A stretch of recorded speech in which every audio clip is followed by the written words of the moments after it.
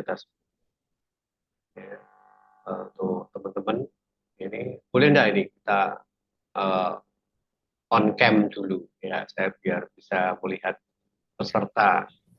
Ya, silakan bisa on cam. Yuk, Ya, bisa on silakan cam buka yuk. Saya kameranya. lihat ini daripada nanti saya ngomong nggak ada yang dengarkan ini. Saya pengen ada yang mendengarkan dulu. Saya kasih salam kok nggak ada yang menyaut ya. Ya, 80 mahasiswa Bapak ini. Ya, 80 mahasiswa, Pak. Mungkin ada yang double-double juga ini mereka. Oh, lah, ya. Ada yang ngumpul di satu tempat gitu Iya, ya. iya. Ya, ya. Saya pengen coba-coba dulu ya, tampil. Mas Hengki ya tampil. Mas Rizky.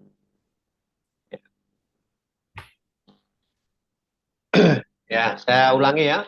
Selamat siang. Assalamualaikum warahmatullahi wabarakatuh. Salam sejahtera bagi Waalaikumsalam. kita semua. Om Swastiastu, Namo Buddhaya, salam kebajikan. Eh, Selamat bertemu dengan saya Pak Agung. Untuk saat ini saya mohon izin untuk share screen untuk materi yang akan saya sampaikan. Ya,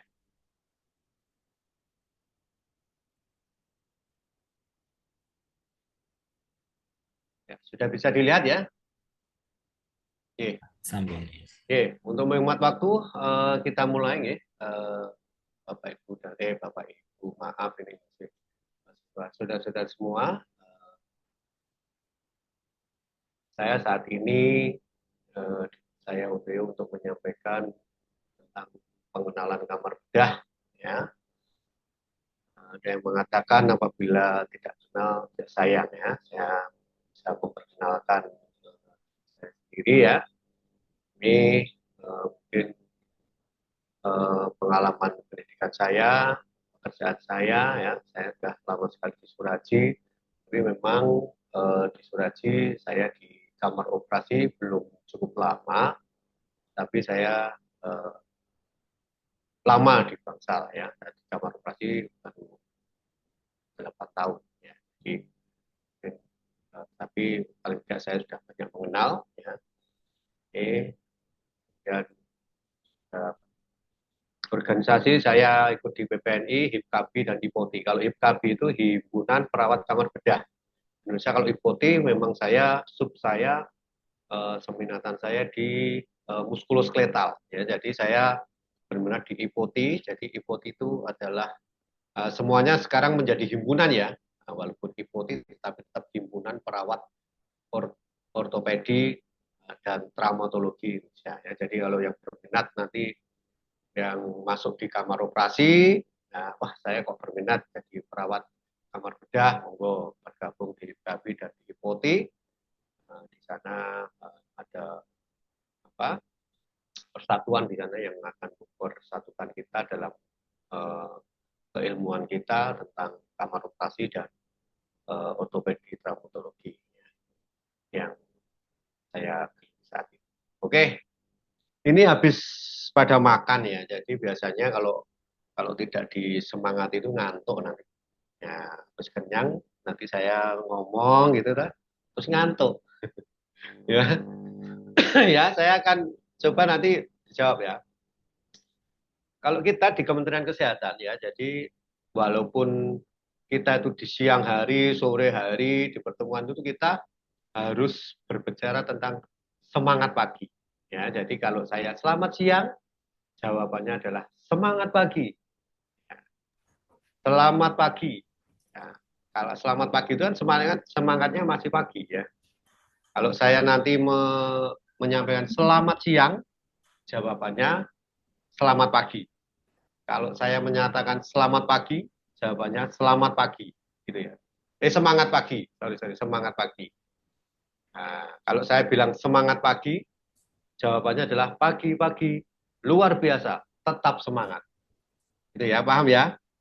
Nanti saya langsung anu aja, langsung semangat pagi aja daripada nanti bingung ya. Ya. Saya Nanti dijawab bersama-sama ya untuk slow peserta ya. nih ya. Ya, semangat pagi, pagi, Pagi, pagi, pagi. Pagi-pagi Pagi-pagi luar luar biasa, biasa luar tetap biasa, tetap semangat. tetap semangat. semangat. Ya, kalau di Kementerian Kesehatan kita hal ini sudah diadresing, mesti akan diajak sapa seperti itu. Selamat siang, tetap selamat pagi, selamat pagi, semangat pagi, semangat pagi, pagi, pagi, pagi, luar biasa, tetap semangat. Nah, seperti itu ya. Besok di pekerjaan akan menemui seperti itu kalau di Kementerian Kesehatan ya. Oke, untuk menghemat waktu, saya akan menyampaikan tentang materi pada saat ini, yaitu tentang kamar bedah atau kamar operasi. Ya, pengenalan kamar bedah untuk teman-teman yang nanti akan masuk di profesi, pasti akan masuk di kamar bedah, ya, entah dimanapun berada, mungkin nanti ilmu ini dapat menjadi bekal untuk memahami tentang apa itu kamar operasi, apa yang ada di sana, terus apa yang bisa kita lakukan, apa yang dilakukan oleh perawat-perawatnya. Nah, seperti nanti akan saya sampaikan ya. Kamar bedah adalah suatu unit rumah sakit yang berfungsi sebagai tempat untuk melakukan tindakan pembedahan ya, secara elektif maupun akut ataupun sito ataupun emergensi, di mana tempat tersebut membutuhkan suatu kondisi yang steril. Ya, kondisi khusus lainnya itu misalnya dia harus terpisah dan sebagainya. Ya, yang jelas dia harus steril, digunakan untuk pembedahan hal yang sito maupun yang elektif atau yang terencana. Kamar operasi adalah suatu ruang yang memenuhi syarat di mana dilakukan tindakan-tindakan sehubungan dengan pembedahan. Ya. Jumlah kamar operasi, ya, jumlah kamar operasi untuk menentukan jumlah kamar operasi ada beberapa pertimbangan, yaitu misalnya jumlah dan waktu lama operasi yang dilakukan. Misalnya kalau rumah sakit kecil, ya kamar operasinya nggak usah banyak-banyak, ya, misalnya tempat tidurnya hanya 100, ya, eh, cukup misalnya hanya 2 atau 3 kamar operasi. Ya, kalau di tempat kami itu ada 400 eh, tempat tidur, nah, itu ya nanti akan perhitungannya akan lain. Ya, dengan demikian juga dengan pertimbangan lain, misalnya jumlah dokter bedah dan fasilitas penunjangnya. Ya, ini dokter bedah sekarang itu tidak hanya bedah umum saja, ya sudah ada namanya sub-sub spesialis. Ya, dokter bedah, misalnya bedah bedah umum saja ya, sekarang sudah ada terpecah menjadi bedah onkologi, bedah plastik, bedah vaskuler, bedah mulut, bedah THT dan sebagainya. Ya, jadi kemudian untuk ortopedi, ortopedi ada sub-sub juga, ada hip and knee, spine, kemudian shoulder, bedah anak, ya, bedah onkologi, opskin begitu juga, ya, sehingga hal ini juga menjadi suatu pertimbangan dalam menentukan kamar operasi. Kemudian perimbangan antara operasi elektif dan situ. Ya, situnya banyak apa enggak, elektif apa banyak apa enggak, ya. Kemudian jumlah waktu pemakaian kamar bedah baik jam per hari atau per minggu. Ini di dipertimbangkan semua sehingga akan menentukan misalnya jumlah kamar tempat tidurnya hanya 200 tapi di mana sub-sub bedahnya banyak sekali. Nah, sehingga tidak bisa mereka harus antri-antri operasi sampai menunda-nunda, itu kasihan. Kalau di Suraji itu 400 tempat tidur, kita ada 12 kamar operasi, itu saja sudah kewalahan ya. Kalau DPJP kamar operasi tidak diatur, semua menjadwal itu sudah sehari itu operasi minimal kita adalah 40 pasien ya, belum termasuk yang situ, yang emergensi, misalnya ada SCR emergensi, ada kecelakaan mendadak, COB, cedera otak berat, itu ya, itu harus segera dioperasi untuk mengeluarkan perdarahannya. Nah itu sekarang banyak sekali, ya, karena di zaman sekarang itu anak-anak kecil sudah pada naik motor, ya, jadi untuk kasus-kasus emergensi itu sekarang banyak sekali. Ya, kecil-kecil sudah naik motor, kecelakaan di mana-mana, yang sering sekali adalah cedera kepala berat, CKB atau CUB. Selain itu juga eh, apa ya, misalnya ada kelitih lah seperti itu ya. Sekarang banyak sekali ya. Pertimbangannya ada beberapa ya. Kemudian lokasi. Nah, lokasi kamar operasi dia harus mudah dicapai, sistem penyaringan udaranya baik, ruangan khusus dan terpisah, bebas dari kontaminasi dari bawah. Jadi PBS itu atau kamar operasi instalasi bedah sentral itu Diharapkan dia kalau di rumah sakit yang bertingkat itu ya, dia diharapkan di lantai 4, 5 itu ya.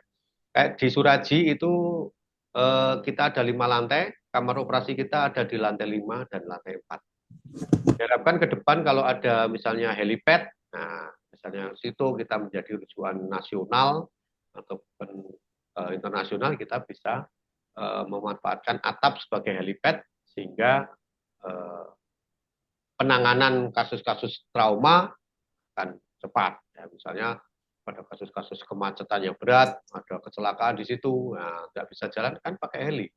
Ya, dinaikkan heli, dan dia di lantai 5. Seperti di luar negeri seperti itu ya, misalnya emergency room kayak gitu ya. Itu lantainya di atas. Nah, kemudian ruangannya khusus dan terpisah. Ini harus terpisah dari bangsal, terpisah dari ruang-ruang lain yang berdekatan yang mengganggu jalannya operasi. Kemudian bebas kontaminasi darurat, jelas dia harus tersendiri lokasinya. Ya. Pembagian kamar operasi. Jadi kalau saudara-saudara besok masuk ke kamar operasi, akan menemukan tanda-tanda, misalnya plester atau stiker di bawah pintu atau di depan, di lantai pintu. Ya, ini ada artinya, ada maknanya. Ya, jadi misalnya daerah pertama adalah daerah bebas atau unrestricted. Ya, petugas pasien bisa masuk tidak perlu mengganti baju. Misalnya ruang ganti, ruang tunggu, ruang kepala OK, kamar mandi, ruang istirahat, musola yang berada di depan kamar operasi. Kemudian ada daerah semi terbatas atau semi restricted. Ya, itu menghubungkan antara daerah bebas dengan kamar bedah. Ini wajib berganti baju, baju operasi atau baju yang harus dipakai di kamar operasi. Ya. Kemudian daerah terbatas atau restricted, yaitu ruang cuci tangan, ruang induksi, ruang tindakan operasi. Ya, disimbolkan dengan warna ya untuk zona-zona. Ya, hijau itu area yang bebas terbatas. Nah, itu tanpa pakaian bebas, tanpa topi, tanpa memakai cup nurse, tanpa memakai masker bedah. Ini tadi ruang-ruangannya adalah sudah disebutkan di depan. Kalau kuning itu orang yang masuk di IBS sudah harus memakai pakaian kerja ruang operasi.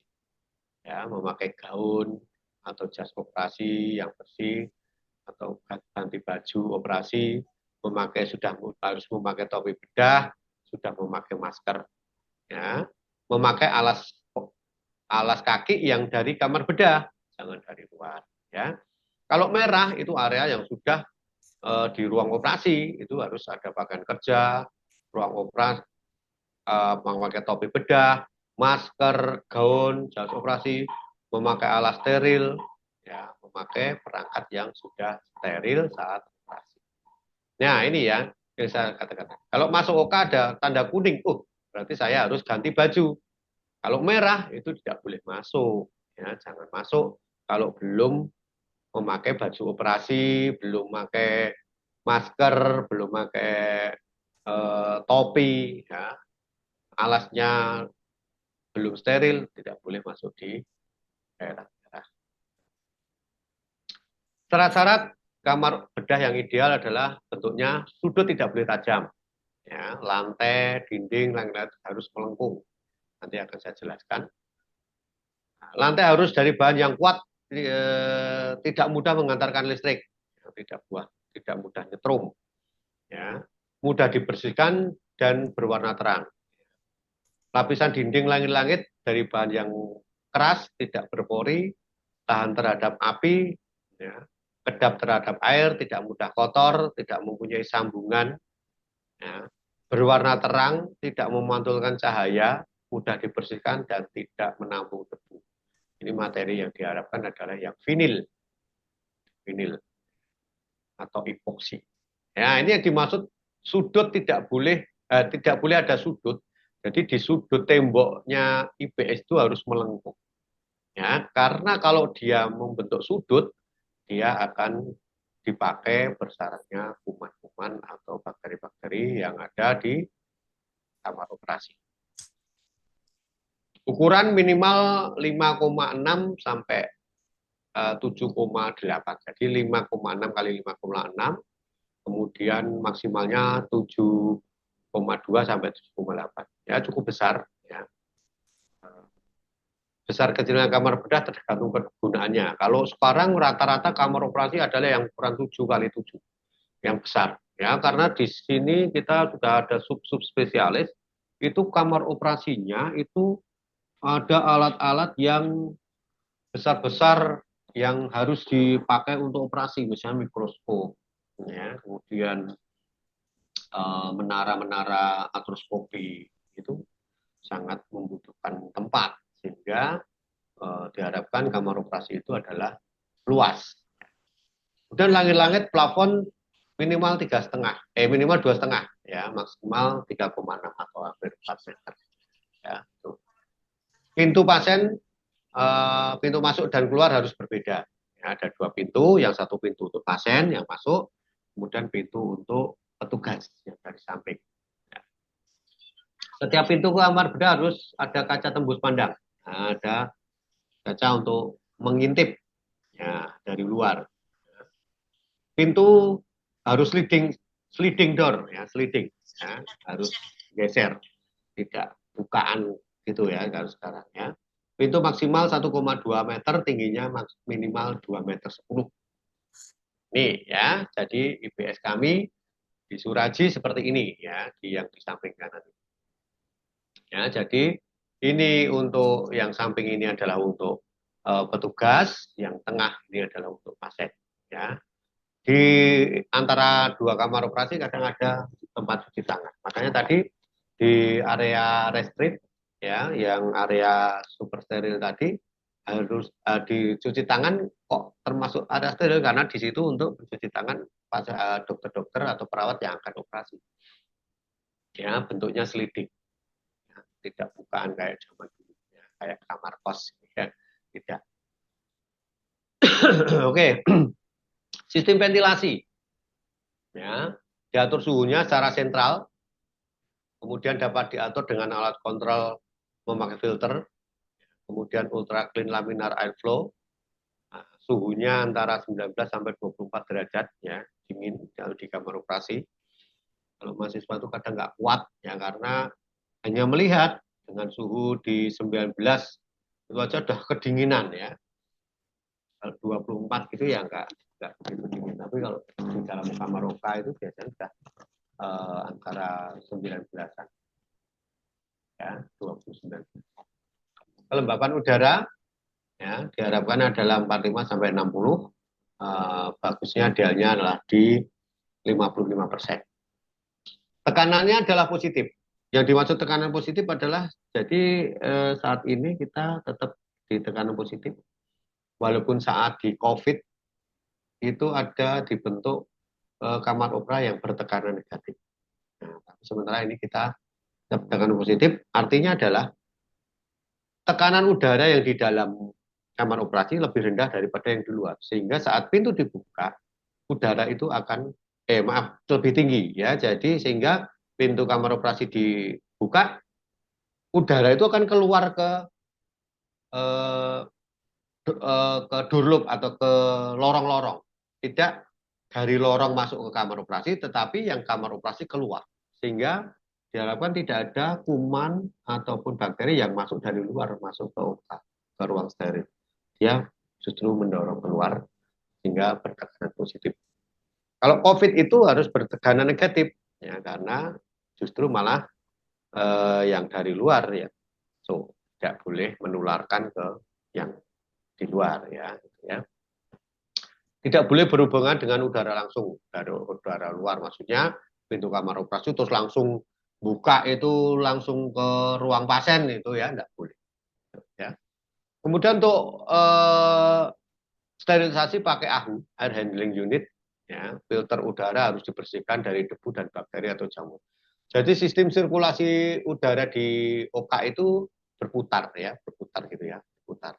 Jadi dari atas masuk ke bawah, keluar, dia disaring, kemudian masuk dari atas, ya, kemudian masuk di kamar operasi, masuk di bawah, disaring, keluar dari atas, seperti itu. Sehingga diharapkan kamar operasi itu steril. Ini ya kelembapan. Ini bentuk-bentuk OK. Penerangannya adalah harus terang cahayanya 300 sampai 500 lux. Ya, pada meja operasi 10.000 sampai 20.000 lux ya. Ya. Sistem gas medis harus sentral ya. Tidak boleh ada tabung-tabung yang pating gelundung di kamar operasi, itu berbahaya. Karena kalau jatuh bisa meledak ya, sehingga harus diberikan O2 sentral seperti ini ya. Jadi kita menggunakan pipa-pipa yang sudah dimasukkan di dalam ini. Ya, di dalam dinding, pendan namanya, pendan ya. N2O ya, warnanya hijau ya. Kemudian ada maaf, O2 hijau, N2O kuning ya. Kemudian kompresor air atau vakum gitu ya. Sistem listriknya bisa 110, 220 ya, stop kontak, aman untuk petugas. Ini namanya pendan ya, semuanya diletakkan di pendan. Ketinggian minimal 1,4 dari lantai. Setiap tombol servis harus berbeda-beda ya. Ya.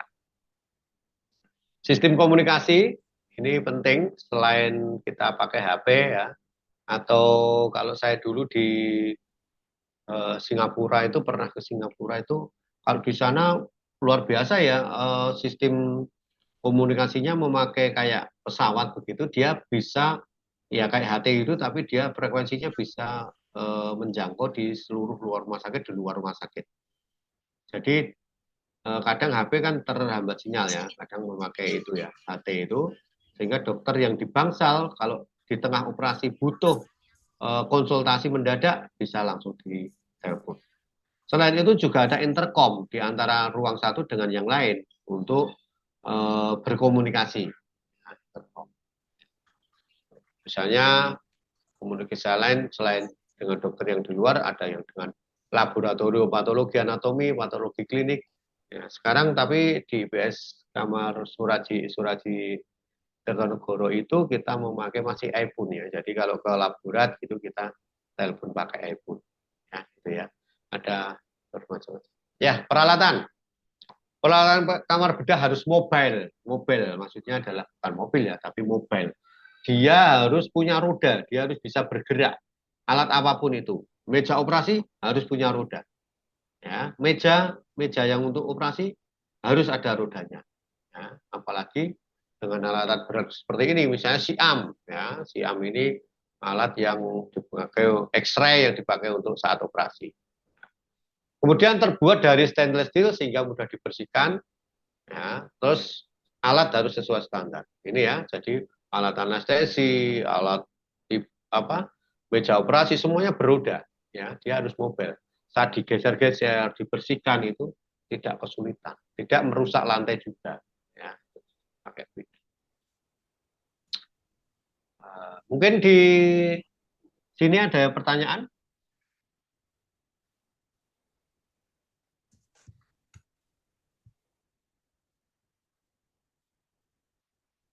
Belum ada? Ya. Kita Belum ada, lanjutkan Pak. mulai tim, ya tim kita. Maaf.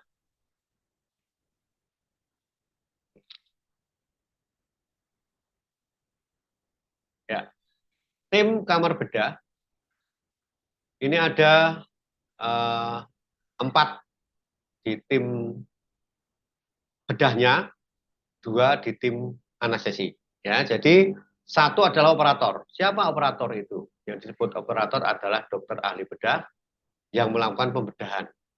Ya. Kemudian asisten. Asisten itu ada asisten 1, ada asisten 2. Ya, kalau asisten 1 itu dokter residen, perawat senior di IBS, ya, yang sudah mahir, yang sudah berpelatihan, yang sering menjadi asisten dokter DPJP ataupun operator tersebut. Kalau asisten 2 siapa? Dokter asisten 2 itu bisa dokter muda, bisa perawat junior, bisa mahasiswa ya. Kalau di Suraji terus terang kami terbuka untuk mahasiswa. Ya. Boleh main Pak, boleh. Kalau tempat kami boleh. karena dia hanya berperan sebagai asisten 2. Ya, dia hanya ikut memegang hak, membantu suction, ya itu boleh. Di rumah sakit tertentu memang tidak boleh. Ya, kalau di kita karena rumah sakit kita adalah rumah sakit pendidikan, kita izinkan untuk ikut dalam operasi. Ya. Kemudian ada perawat instrumen. Ya, instrumen itu perawat atau nursing scrub. Ya, perawat yang memberikan alat-alat pembedahan. Instrumen, namanya alat-alat untuk operasi itu namanya instrumen operasi. Ya. Kemudian ada perawat sirkulator. Ini perawat non steril yang bertugas menyiapkan logistik dan obat-obatan yang dibutuhkan selama operasi berlangsung. Ya. Kemudian ada dokter anestesi dan perawat anestesi.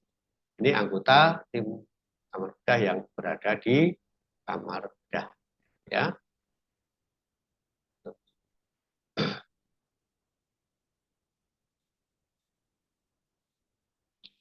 APD, alat pelindung diri, apa aja yang dipakai? Ya, banyak ya. Kalau di kamar operasi, yang jelas kita harus berpakaian kamar bedah dulu, yaitu topi, baju kamar bedah, kemudian sandal atau sepatu kamar bedah. Setelah itu kalau sudah mau operasi, ada gaun atau apron, tas operasi atau hogi. Kalau zaman COVID itu ada hazmat, ya itu. Kemudian penutup kepala, masker N95 itu kalau pasien menular, pasien TB, ya, pasien dicurigai dengan masalah-masalah pernapasan, biasanya TB itu kita pakai N95, kalau tidak kita memakai masker bedah. Face shield, kadang ada yang disiplin memakai, ada yang tidak. Ya, jadi untuk pasien-pasien yang menular, HIV/AIDS, kemudian hepatitis, itu wajib memakai face shield. Paling enggak ada kacamata atau ini ya, kacamata pelindung. Ya, tangan, sepatu atau sepatu bot. Ya ini ya. Ini adalah biasanya petugas anestesi atau radiologi yang ikut dalam operasi. Kalau sudah mau operasi kita harus pakai celemek seperti ini. Ya, kita ini namanya memakai sudah baju operasi pakai hoki. Ya. Kemudian ini namanya apron timbal. Ini pada zaman sekarang operasi-operasi di kamar operasi itu sudah memakai X-ray. Yang saya katakan tadi memakai alat namanya siam. Nah, kalau kita memakai alat siam, kita harus memakai apron yang seperti ini. Ya, memakai pelindung timbal agar kita tidak terkena radiasi. Kemudian APD infeksius, biasanya kita ya hoki ini biasanya sekali pakai harus dibuang. Kalau yang bentuk kain kita dapat pakai berkali-kali. Ya. Cuci tangan bedah nanti akan saya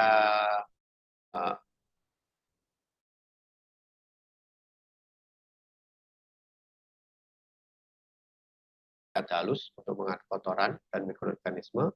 Kalau proses kimiawinya adalah melepaskan kotoran dan mikroorganisme dengan menggunakan antiseptik. Tujuannya jelas menghilangkan kotoran, ya, juga menurunkan jumlah mikroorganisme, kemudian mempertahankan kondisi aseptik pada tangan selama operasi. Intinya adalah kita dibuat harus steril, sesteril mungkin. Nah, persiapannya nanti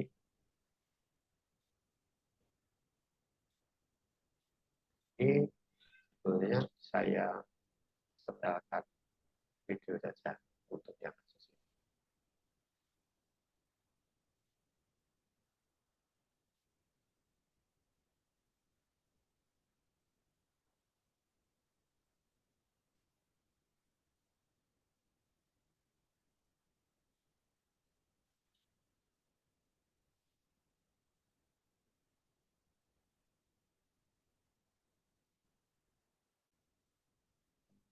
Sudah tampak belum ya video saya? Sudah, Pak. Sudah, Pak. Suaranya keluar. Keluar, Bapak. Ya, ini ya. Jadi daripada menerangkan dengan sampaikan. Ya, ini adalah suasana kantor operasi.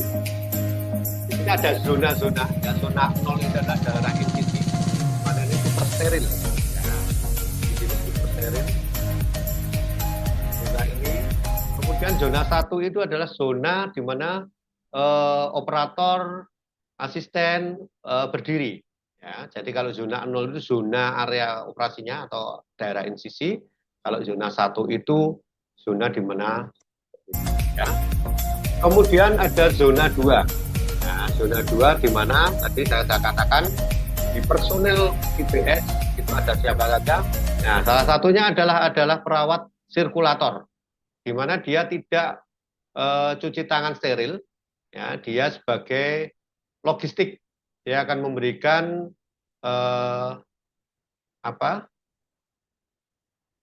barang-barang atau kebutuhan yang saat operasi belum disiapkan. Ya, itu ya. Ini namanya sirkulator. Ini operator, asisten, ini sirkulator. Di sana ada penata anestesi, ada dokter anestesi.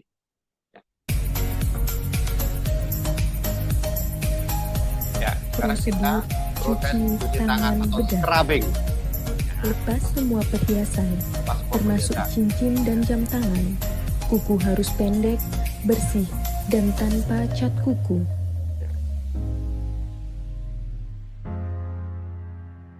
Cuci tangan bisa otomatis, bisa manual seperti ini ya.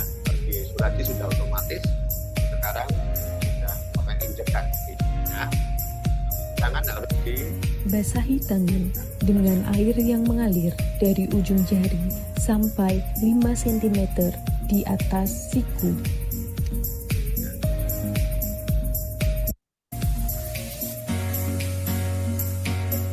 Larutan antiseptik secukupnya sampai 5 cm di atas siku dengan klorhexidin 4%.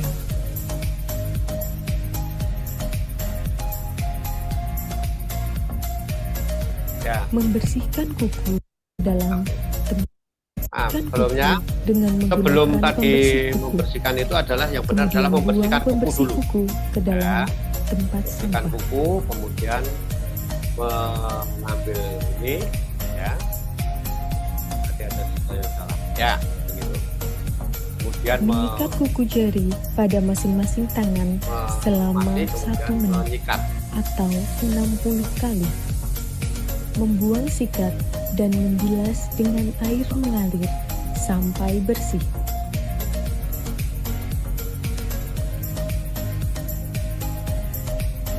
Lumuri kembali tangan sampai 3/4 lengan dengan menggunakan klorhexidin 4%.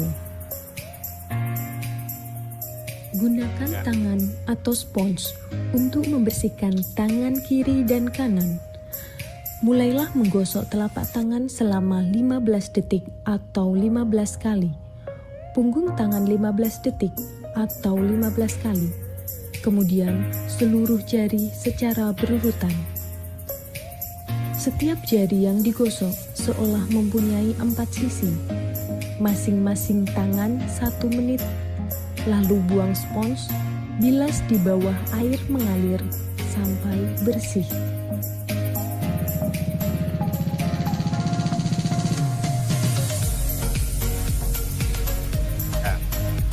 Terakhir adalah cuci tangan 6 langkah. Lakukan cuci tangan prosedural dengan 6 langkah cuci tangan.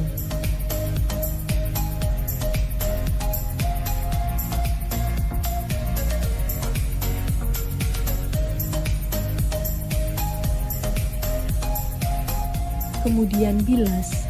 Biarkan air mengalir dari arah tangan sampai ke siku untuk mencegah kontaminasi. Mematikan keran dengan siku atau kaki jika tidak menggunakan keran otomatis. Pertahankan posisi tangan agar lebih tinggi atau sejajar dengan bahu. Masa kamar operasi, kita masuk proses namanya gowning. Gowning dan gloving. Ya.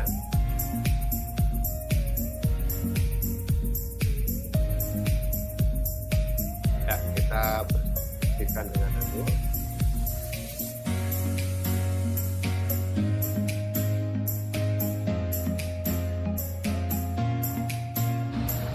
Ambil gaun bedah steril dengan cara memegang bagian lengan kanan dan lengan kiri. Angkat dengan kedudukan tangan setinggi bahu.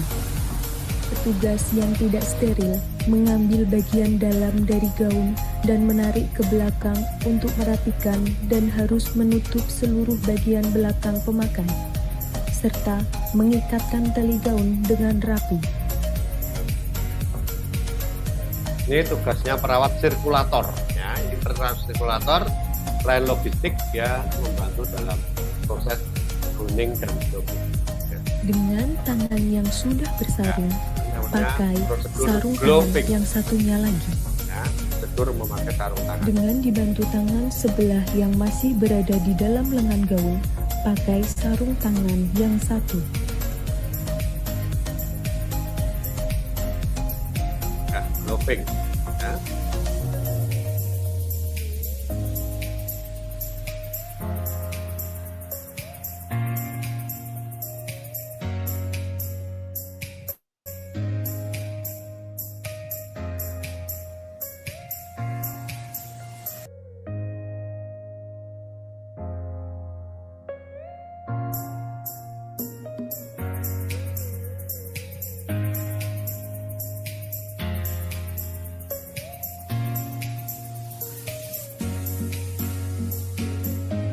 Ya, sudah selesai. Itu adalah proses scrubbing, gowning, dan glowing.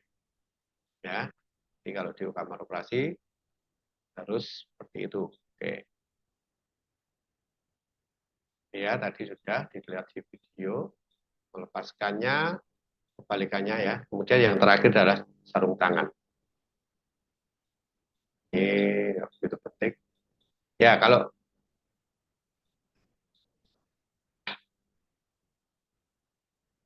berpindah sebaiknya adalah saling tidak boleh saling berhadapan-hadapan, tapi dia saling membelakangi ya. Kalau berpindah antara menggeser tempat gitu ya, ada aturannya. Ya, oke. Sekarang saya akan kenalkan tentang perangkat-perangkat yang di kamar operasi ya. Kita masih ada waktu. Meja operasi, ya meja operasi sekarang canggih, sudah bermacam-macam jenisnya, ya ada bagaimana pengaman tangan, pengaman kaki. Nah, intinya di meja operasi harus pasien dibuat senyaman mungkin, tidak ada bagian yang tertindih selama operasi. Karena operasi kita kadang bisa 2-3 jam, ada yang sampai 5 jam, ada yang sampai 10 jam. Nah, ini jangan sampai organ tubuh pasien nanti setelah operasi itu terjadi suatu gangguan. Nah, itu makanya harus ada pengaman-pengaman yang harus diperhatikan ya, dan bisa dipotong-potong. Ini pemindahan pasien memakai namanya easy move biar petugas tidak boyoen atau tidak terjadi HNP ya, sehingga hanya cukup menarik alas saja agar pasien berpindah. Posisi dalam pembedahan ya, setelah nanti pasien di perioperatif itu disiapkan di preoperasi, ya kemudian dilihat gigi palsunya dilepas, make up-nya dibersihkan, ya semua sudah rapi, masuk, kita beri posisi. Ya. Posisi ada posisi supine, terlentang, ada posisi prone atau tengkurap untuk tulang belakang, ya seperti ini. Nah, bentuk-bentuknya meja operasi ya sudah canggih, bisa seperti ini. Kemudian bisa Trendelenburg, bisa litotomi untuk kasus-kasus kebidanan, untuk kasus-kasus hemoroid, nah ini posisi litotomi, ataupun kasus-kasus di urologi itu memakai posisi litotomi. Ada lateral kidney, ya ini untuk pembedahan ginjal, ya, pengangkatan ginjal, ya itu memakai namanya posisi kidney atau lateral kidney position. Ya. Kemudian setelah diposisikan kita skin preparation atau di desinfektan. Cairannya harus cepat menurunkan mikroorganisme, cepat diaplikasikan, fungsi antimikrobalnya efektif, ya, aman, kerja cepat dan spektrum luas, tidak mudah hilang oleh darah ataupun NaCl, cepat kering, menyediakan permukaan set operasi yang aman. Simpel, cepat dan mengaplikasikan tergantung tekniknya. Ini ada yang kita pakai, ada alkohol, ada betadine, ada chlorhexidine. Ya, chlorhexidine bisa dipakai. Sebenarnya kalau di jurnal-jurnal itu yang paling bagus adalah chlorhexidin ya, tapi di kita masih karena mungkin mahal ya, jadi kita masih ada yang pakai chlorhexidin dan betadine, ada yang alkohol dan betadine ya. Jadi untuk cairan skin preparation itu masing-masing OK ataupun masing-masing rumah sakit berbeda ya. Ya. Jadi kalau nanti ya cara melakukannya adalah dilingkarkan gitu ya, dilingkarkan. Maksudnya ini panah ini adalah bagaimana cara mengusapnya. Nih, ya misalnya bagian perut samping, bagian ginjal tadi ya, kemudian bagian payudara, skapula, misalnya. Tapi di genitalia ini berbeda ya, cara mengusapnya adalah zigzag. Ya, kalau tadi melingkar, kalau ini zigzag dan kanan kiri. Iya, area yang akan di disinfektan itu ditentukan, misalnya APPO dia hanya ini di bagian ini. Kalau di laparotomi perut, nah, atau pembedahan perut, nah ini harus semuanya di disinfektan. Gitu. Kemudian shoulder, ya, kemudian kaki, keni. Nah, wah ini keliru nih. Nah, keni ya. Ini kalau ini hand, ya, hand yang sebelah sini hand, arm, ya. Kemudian setelah didesinfektan kita draping. Draping adalah prosedur menutup dan melingkupi pasien dengan barrier steril untuk membentuk atau memberi batas tegas daerah steril pada sekitar area insisi. Ya, setelah permukaan kulit dilakukan aseptik, area operasi dengan aseptik dan memelihara area operasi yang steril selama pembedahan. Jadi agar tidak ngeri ya, gitu, manusianya kelihatan gitu dibedah kan ngeri, harus di draping. Selain biar apa ya skis kita itu tenang, juga untuk memberikan situasi yang steril pada pasien yang akan dioperasi. Karakteristik bahan draping ya ini harus kuat, tidak mengalirkan setrum ya, dia tidak mudah robek, tidak dia justru tidak menyerap air ya, dia tidak menyerap air sehingga air itu kalau ada darah dia akan turun atau turun. Kalau ada kantong-kantongnya kalau yang modern itu sekarang ya, dia harus tidak kaku, kainnya harus jatuh, mencegah listriknya nyetrum, nah, tidak menginduksi kebakaran. Ini ada beberapa syarat. Nah, kalau sekarang memakai namanya hoki kayak gini. Kain-kainnya adalah single use atau tidak usah diulang, tidak usah dicuci. Sekali pakai buang. Ya, ini sudah ada kantong-kantongnya. Sehingga dia steril dan aman untuk pasien. Ini drip. Ya, ini jadi draping itu fungsinya adalah memfokuskan agar nanti yang area operasi itu benar-benar hanya terlihat bagian yang akan dioperasi saja. Tidak terlihat manusianya tidur gitu ya. Oke. Ya, kemudian saya kenalkan instrumen operasi. Apa sih instrumen? Itu adalah alat-alat untuk operasi. Ada kelompok besar bedah dasar ya. Jadi intinya semuanya nanti operasi apapun ya, ortopedi ataupun plastik, bedah span dan sebagainya, itu harus ada set bedah dasar dulu. Kalau laparotomi, bedah dasar, bedah umum itu harus ada set bedah dasar ini. Bedah dasar ada 4 kelompok. Ya, 1 adalah kelompok tajam, 2 kelompok pemegang, 3 kelompok penjepit, 4 kelompok penarik. Nah, ini kelompok tajam, pisau dan gunting. Ya, pisau ada bermacam-macam. Tapi biasanya yang kita sering pakai adalah yang nomor 11, nomor 23, ya, nomor 24, 22 ini.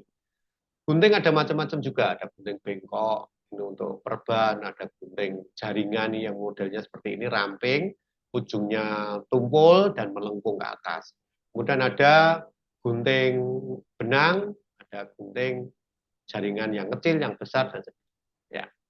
Kemudian kelompok 2 adalah kelompok pemegang, yang 1 adalah pinset, ya, pinset chirurgis dan anatomis, 2 adalah pemegang kasa, 3 adalah pemegang jarum atau needle holder atau nalpuder ya bahasa Belandanya nalpuder. Kalau bengkok itu namanya nerbeken. Nah, ada karena kita itu dulu adalah pernah dijajah Belanda ya, sehingga di kamar operasi itu yang membawa ilmu pertama juga orang-orang Belanda di Indonesia, sehingga kita kadang mindset kita masih bahasa-bahasa kita memakai bahasa Belanda ya, kayak steaklaken, bovenlaken. Nah, di kamar operasi itu banyak kata-kata yang masih itu ya, nerveken, nalpuder. Nah, itu ya, itu bahasa-bahasa Belanda. Ini kelompok pemegang. Kelompok ketiga ada kelompok penjepit. Ya, klem. Ada klem alis, ada koker, ada duk klem, ada pean, ya, ada bakoh klem, ada klem hemoroid, ya, bentuknya segitiga. Yang banyak adalah klem. Kelompok 4 adalah kelompok penarik.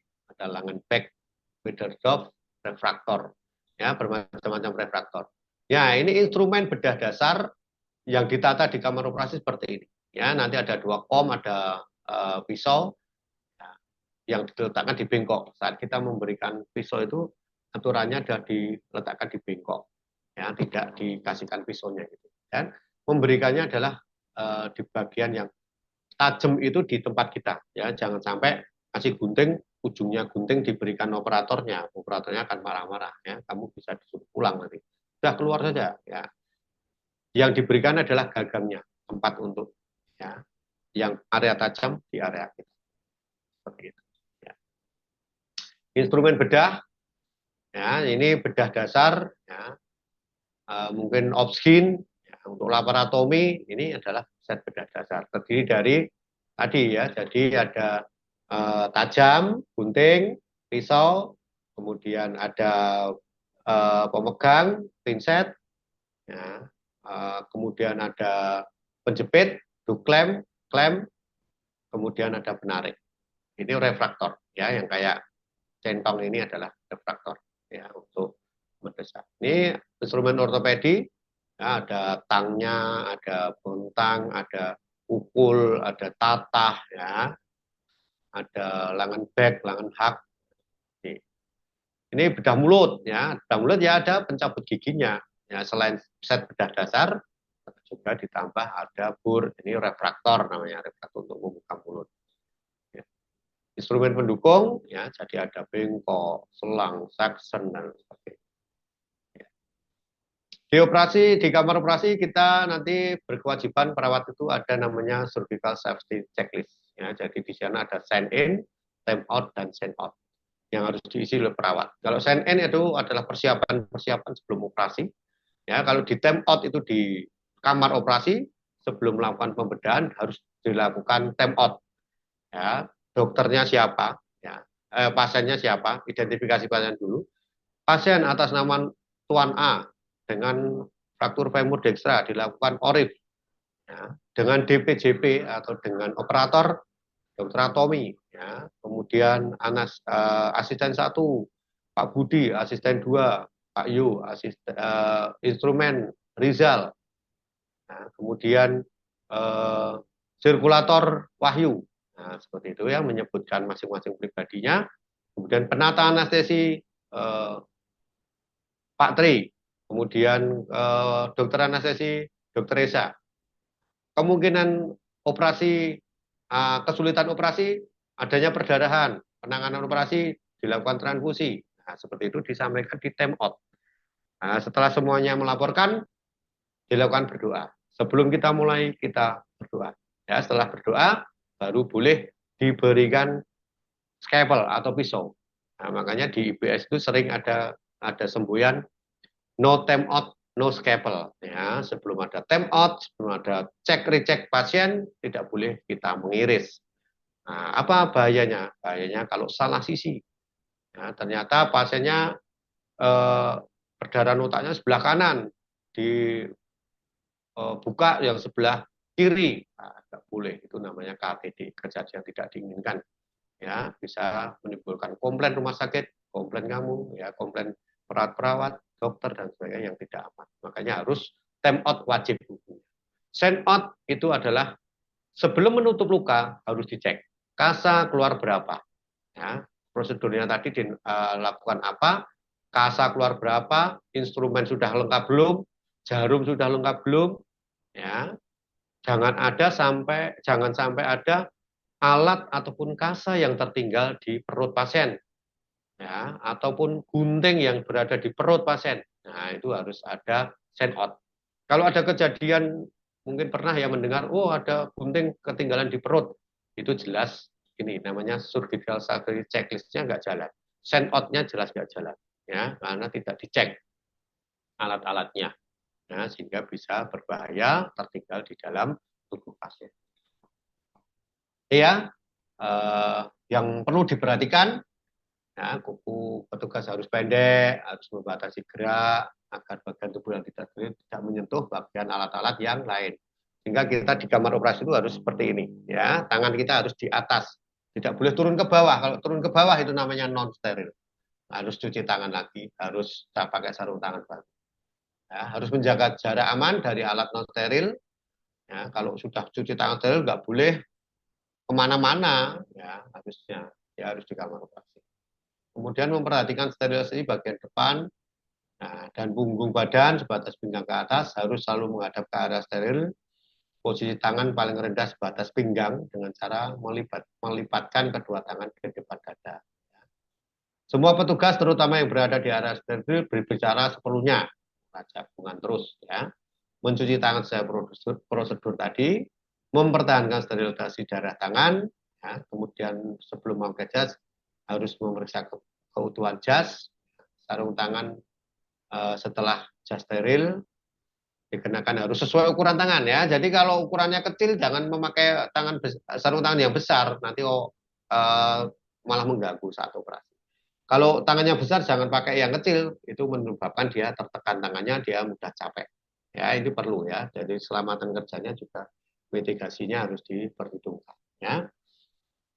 Tidak boleh menyentuh benda yang tidak steril, bekerja tidak ada kebocoran sarung tangan, bersisipan jalan, posisi harus saling membelakangi, tadi sudah saya jelaskan. Jaga jarak aman, ya, petugas lain tidak boleh melintas di depan tim yang sudah memakai baju steril. Ya, setiap penggantian operasi harus ganti jas operasi dan sarung tangan, tidak boleh terus-menerus pakai itu terus, ya, berganti-ganti pasien tidak boleh. Ya, petugas bicara seperlunya. Ya, mungkin itu saja ajakan saya. Kalau yang berminat dengan kamar operasi, ya, ubur-ubur ikan lele, ayo jadi perawat bedah le. Nah, itu ya. Itu dari saya. Terima kasih.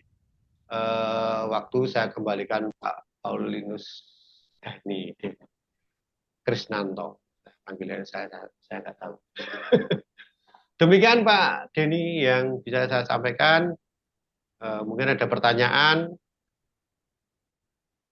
Walaupun waktunya sudah jam 14, tapi siapa tahu ada pertanyaan. Saya akan coba jawab. Ya, teman-teman silahkan kalau ada yang mau ditanyakan terkait dengan kamar operasi. Ya, silahkan. Mungkin ada yang mau tanyakan? Baik, Bapak izin bertanya, Pak. Ya, silahkan. Mbak siapa nih? Mais. Mbak Mais ya?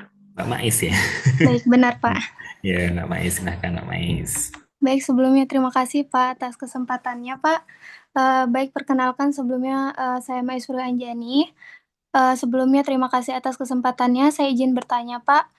Untuk sterilisasi ruangan bedah itu seperti fogging disinfektan itu dilakukannya itu setiap sebelum prosedur atau sesudah prosedur atau memang ada jadwal khusus yang memang ditentukan, Pak, seperti setiap hari Jumat atau sebulan sekali atau seperti apa, Pak? Kemudian pertanyaan saya selanjutnya, Pak, untuk di ruangan bedah itu, Pak, emang apakah ada perbedaan antara ruangan untuk pembedahan mayor minor atau seperti apa, Pak? Karena memang saya pernah melihat ruangan itu ada satu ruangan itu yang memang tidak lengkap, tetapi itu untuk operasi yang bagian minor. Seperti itu, Pak. Kemudian yang selanjutnya, pertanyaan saya yang terakhir, Pak, karena kami juga nantinya terjun juga di rumah sakit setelah kami bekerja. Untuk di ruang IBS itu, Pak, saya izin bertanya tantangan apa yang memang ada di ruangan instalasi beda sentral, karena kan di ruangan IBS ini kan berbeda dengan ruangan yang lain, Pak. Mungkin itu saja, Pak. Terima kasih, Pak. Ya, langsung saya jawab, Pak. langsung saya jawab atau Langsung langsung? saja Pak, langsung Oh, saja Pak. langsung ya.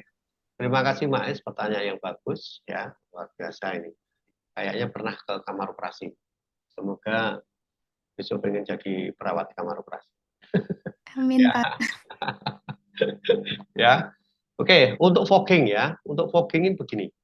Kalau aturan sekarang, saya kurang tahu ya di aturan di rumah sakit kami, itu fogging itu hanya diperuntukkan untuk pasien-pasien dengan penyakit menular droplet. Jadi untuk pasien infeksi yang kalau COVID jelas ya, COVID, kemudian TB paru aktif itu baru boleh di fogging. Ya, kalau sekarang karena apa? Ilmunya sekarang itu satu, IBS itu dibuat sesuatu yang canggih.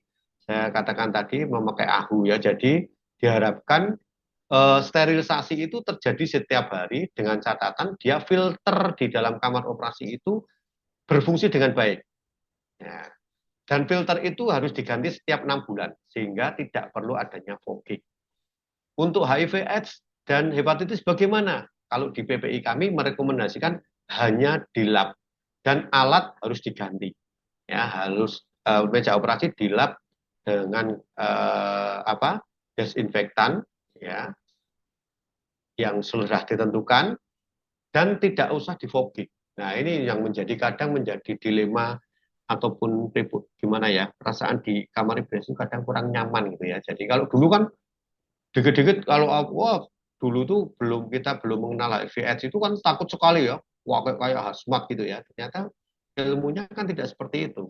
Dia hanya keluar virusnya kan keluar dari udara langsung mati. Ya seperti itu. Jadi diharapkan kalau dari PPI itu hanya di lab. Ya. Karena fungsi AHU tadi sudah menyeterilkan setiap hari. Dia tidak perlu fogging. Dan tidak perlu ada kayak dulu. Kalau dulu itu ada bongkar oka. Setiap hari Jumat bongkar oka. Sekarang enggak. Kita enggak pernah ada bongkar, enggak pernah. Kecuali habis dipakai untuk COVID, dipakai untuk pasien TB, itu harus fogging. Karena dia pakai droplet. Dia kumannya melayang-layang di udara. Dia enggak bisa mati oleh apa ya dengan AHU. Ya, sehingga harus fogging. Tapi apabila AHU itu dalam kamar operasi tidak berfungsi, kan, seperti ada beberapa OK kami yang tidak berfungsi, nah, kebijakan rumah sakit bisa dilakukan fogging setiap minggu sekali. Nah, seminggu sekali sebaiknya ya. Ataupun di kamar operasi itu ada pemeriksaan kuman, angka kuman di udara. Itu rutin dilakukan setiap berapa bulan sekali. Sehingga apabila nanti pemeriksaan angka kuman itu tinggi, harus segera dilakukan fogging, disterilkan, ya sehingga itu. Nah, itu kita akan ke program ini karena AHU kita tidak berfungsi dengan baik karena ada efisiensi, ya tidak diganti setiap 6 bulan sehingga sterilisasi alat kurang sehingga angka kumannya tinggi, ya itu harus dilakukan fogging secara berkala. Tapi saat ini memang kita belum, ya. Tetapi itu tadi ya Mbak, tadi kalau sekarang tidak ada jadwal bersih-bersih, fogging setiap berapa hari tidak, karena kita memakai AHU, sistem sterilisasi ruangannya sudah canggih, ya tidak perlu ada bongkar, ada fogging, kecuali pada pasien TB paru aktif dan pada COVID. Itu ya untuk fogging dan pensterilan. Kalau alat ya harus setiap hari harus setelah dipakai harus di steril ya. Untuk meja-meja itu harus di lab setiap hari, ya meja operasi, alat anestesi. Nah, dilakukan lab setiap hari. Ya, tidak usah ada bongkar tiap minggu, ya. Kemudian untuk OK, ya memang benar. Di tempat kami ada OK yang minor. Itu OK minor itu untuk bronkoskopi dan endoskopi. Tetapi kalau di tempat kami enggak, istilahnya minornya itu yang minor karena kita tipe A, enggak ada yang istilahnya hanya lipom gitu enggak ada ya. Jadi kita pembedahnya sudah subspesialis semua kecuali bedah umum ya. Kita minornya itu hanya yang kita pasien-pasien lokal aja mata ya dengan pakoiol itu dengan lokal anestesi aja kita di bedah mayor karena OK kita semuanya 12 itu bedah mayor, hanya 2 yang minor itu hanya untuk bronkoskopi dan endoskopi.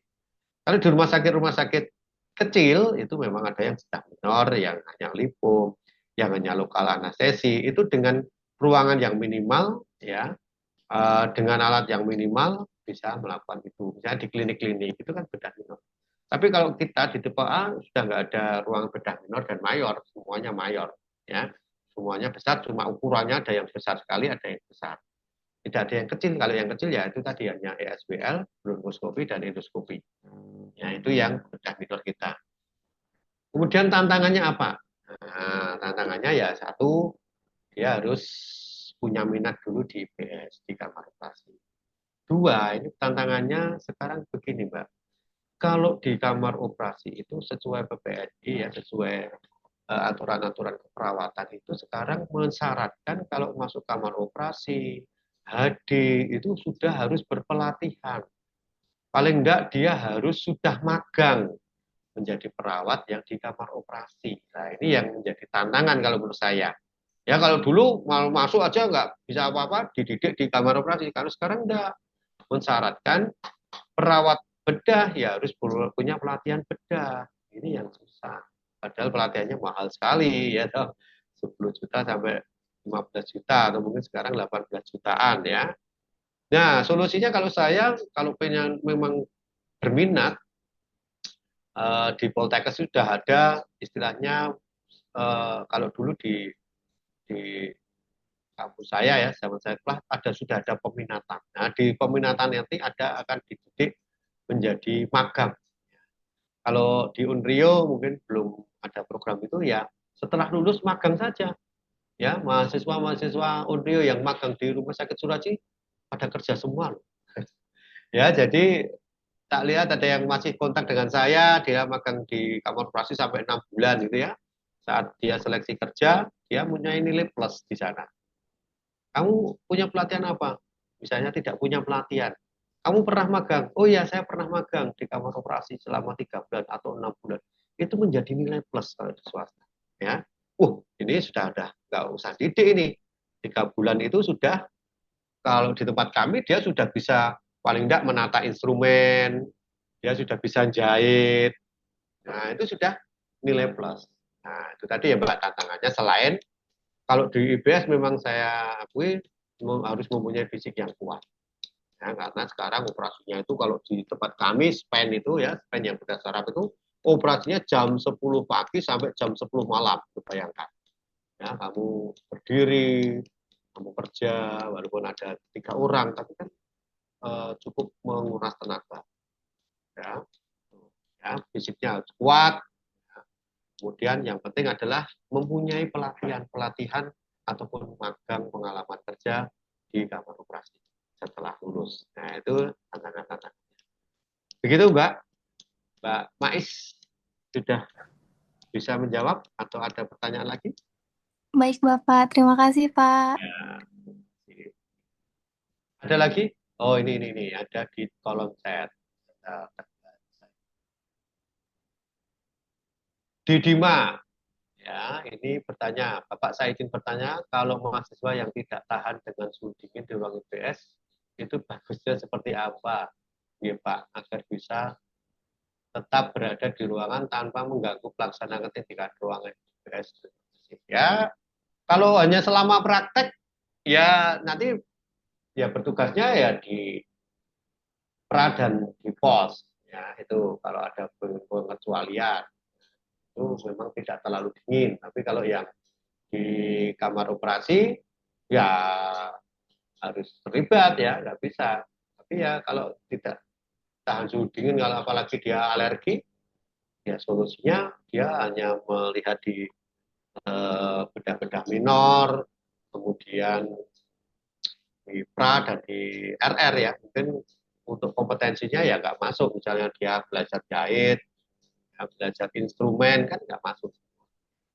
Itu kalau saya kebijaksanaan saya seperti itu di kamar operasi. Ya kalau wajibnya ya semuanya masuk. Tapi kalau memang ada sesuatu yang mengganggu kesehatan ya kalau ingin tetap praktek di IBS.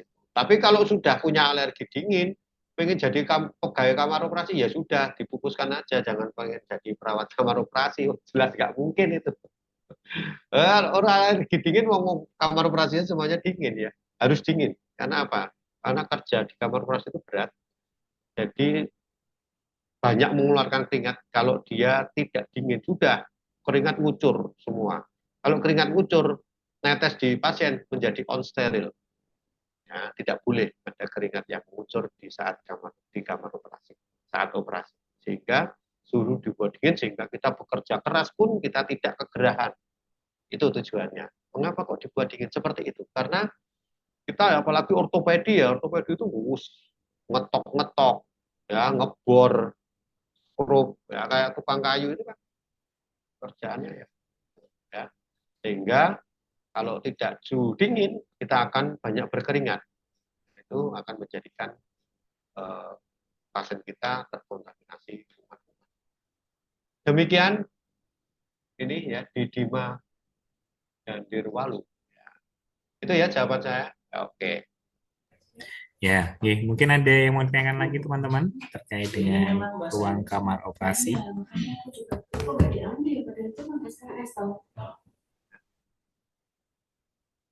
Tidak ada? Cukup? Boleh nanti bisa chat dengan saya, mungkin kita ya kayaknya nggak ada nih Pak mereka atau masih ya udah Pak ya. Ya ini kalau tidak adanya mereka memperhatikan tidak apa-apa, kalau hanya karena mereka pada tidur ini mungkin belum ini ya, kalau sudah real ya Pak ya, kalau sudah di ruang operasi apa Mas Rizky? Nanti akan sering banyak pertanyaan mungkin ya nanti. Mas Rizky? Untuk pertanyaannya kurang lebih sudah terwakilkan, Mbak. Oh gitu ya. Terima kasih. Ya. Mungkin yang lainnya ada yang mau tanyakan dulu sebelum kita tutup? Nggak ada. Saya tutup dulu Bapak. Demikian yang bisa saya sampaikan. Semoga apa yang saya sampaikan bermanfaat untuk teman-teman yang mau masuk kamar operasi, yang mau menjalani NAS. Ya, semoga ada yang berminat di kamar operasi. Saya senang sekali ya. Jadi ada penerus saya. Ada generasi penerus saya. Demikian yang saya sampaikan. Apabila ada tutur kata yang tidak berkenan, saya mohon maaf. Wassalamualaikum warahmatullahi wabarakatuh. Salam sejahtera bagi kita semua. Selamat siang. Waktu saya kembalikan pada Pak Dedi. Ya, terima kasih Pak Agung ya atas kesediaannya memberikan materi terkait dengan gambaran ruang kamar operasi atau kamar bedah ya. Mungkin ada yang mau melanjutkan ya tadi ya, melanjutkan Pak Agung gitu ya. Mungkin ada pelatihannya ya Pak ya, pelatihan untuk kamar operasi. Berapa bulan Pak biasanya pelatihannya Pak? Ya. Gitu ya, silahkan nanti teman-teman mungkin kalau sekarang tidak ada pertanyaan, nah mungkin silahkan kalau nanti teman-teman di ruang OK silahkan banyak bertanya ya mungkin ya kalau ada yang kurang jelas dan sebagainya ya. Terima kasih sekali Pak Agung atas waktunya, atas dedikasinya ya selama beberapa tahun ya Pak ya sudah memberikan materi kepada anak-anak kami. Berikut ini saya share-kan terkait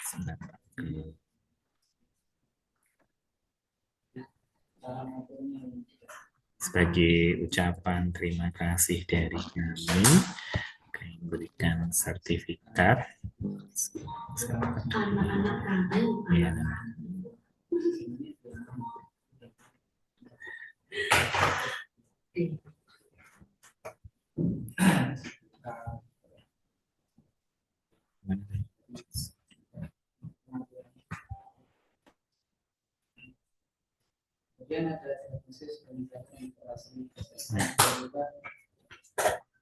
Sebagai kenang-kenangan Pak Agung nanti kita akan kirimkan via WA sebagai bentuk ucapan terima kasih dari Unrio kepada Pak Agung yang sudah memberikan sebagai gitu ya Pak ya oke.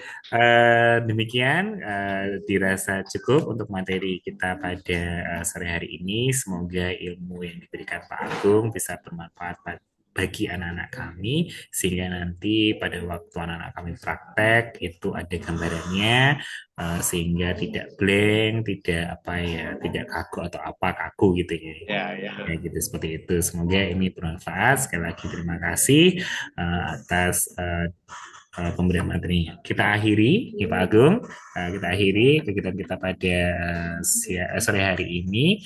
Terima kasih dan selamat sore semuanya. Mohon izin. Ya, jangan lupa teman-teman silahkan bisa presensi ya untuk sesi. Terima kasih Bapak.